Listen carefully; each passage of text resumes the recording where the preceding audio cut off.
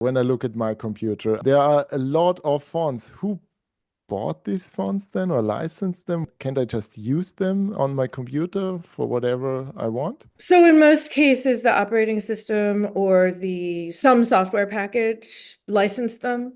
And you do have limited use, but probably not for commercial purposes, though sometimes it's very tricky and complicated.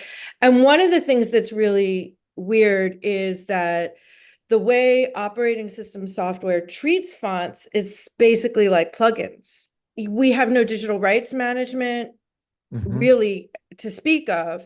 And if, for instance, Microsoft Office and wants to give you access to Helvetica, it may just show up as a system font and you can't tell that it's the way that it's licensed. Hmm. So I wouldn't trust it. The fact that something is on your computer, you need to scrutinize it. And you're not Yeah. always going to be able to figure out how you got it. So the odds are you should just get a license.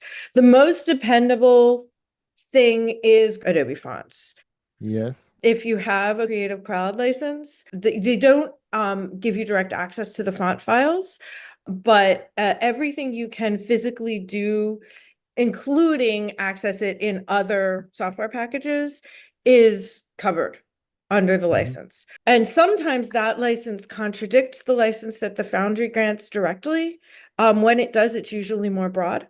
So Okay. there are some font foundries that, don't allow broadcast use, for Hmm. instance. Yeah. Yeah. It is allowed if you access the font through Adobe Fonts, and they Yeah. all have the same license. That is a really good way if you're doing a small project where you don't have the budget, but you already have an Adobe Creative Cloud license. That's a good way to ensure